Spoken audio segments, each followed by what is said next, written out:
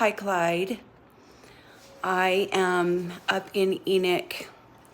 We had a really terrible event happen here last night, a family annihilation. So I just wanted to give you guys a little bit of a heads up on what I'm going to be doing today. I'm going to post a little bit later on. But last night we had a man, he killed his wife, he killed his mother-in-law, he killed all 5 of his kids, and then he killed himself. And it happened right here. So I drove up to Cedar City today. The little town is actually called Enoch. And I'm just going to put this live up so everybody knows. I'm glad to be back, Clyde. It's so good to see you. Yeah, this terrible event. I just went to the press conference. Enoch City is about 50 miles from where I live in St. George, Utah. And last night there was a family annihilation in this house. I'm going to show you. You can see the sheriff's department is still there. This is the house that it took place in. I actually, a gal that I went to high school with lives in the house that I'm in right now. She's our next door neighbor, and she let me come into the house and film today. So they just released everybody's names. His name is Michael Haight.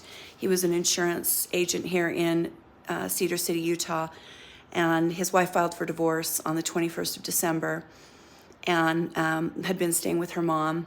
And then yesterday he killed her, the mother, and all 5 of their little children, and then killed himself. And it all took place just right here. So I drove up today. I just went to the press conference and recorded that. If you guys are interested in seeing the press conference, maybe I'll load that up. But I'm just getting some footage and just kind of trying to memorialize this. Yeah, I agree, Clyde. Like, you know, if your wife divorces you, it's not the end of the world. Like, you don't take your whole family out. You know, your little children, like, what kind of a monster can kill their own children? This kind of stuff is just something I don't think I'll ever be able to wrap my head around. And I've been kind of shaking all morning because I mean, my sister went to high school with this guy. Said he was a really nice person. And monsters live among us, you know, they do. It's terrifying. And I just think of what's gone on across the street. I just kind of can't fathom it. And again, here's the crime scene. You can see the sheriff is there. All of the press is up this way because they've got the street roped off, but my friend let me into her house so I could get some better footage. But the bodies have been removed. They were taken out early this morning, according to the city manager. The city manager is someone I went to high school with. So that was the press conference just now. It's the first time I've seen him in probably 35 years. But he is someone that I know, and he did a really good job at the press conference. If you guys want me to post the press conference, let me know. It was pretty emotional. It was pretty sad. This is a really small community. There's like 7,500 people here. Cedar City is just south of here, and it's a bigger community, but Enoch's just kind of a little sub-community.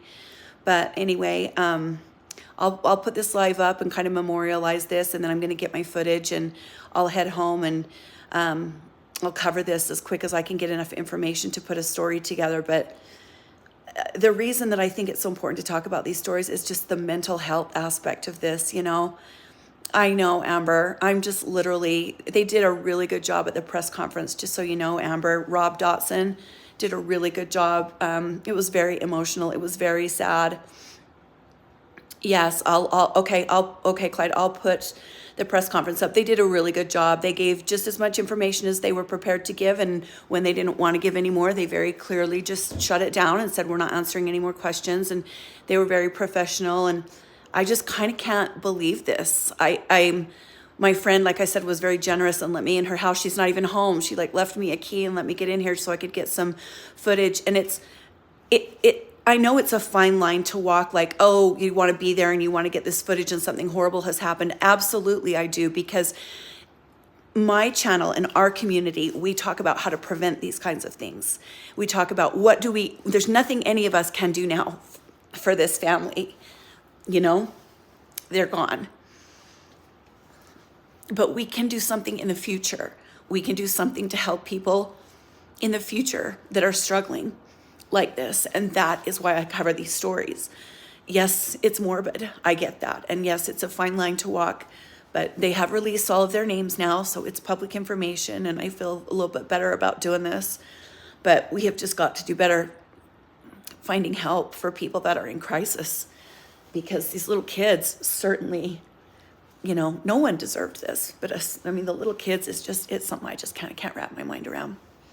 So anyway, I am going to go and lock my friend's house up, and then I will post the press conference when I get home. It'll take me about an hour or so to get home, and I'll get that posted, and I'll do another live, and we can talk a little bit more about what is going on. So please take care of yourselves. I don't know if you can watch lives after this is only the second time I've ever gone live, and I don't know. Thank you, Clyde. You have a good day too. I don't know if you can watch this later on. If you can't, maybe I'll reiterate everything that I've put here, but I'll jump off for now, and please take care of yourselves, you guys, and I will talk to you soon, okay? Have a good day. Bye.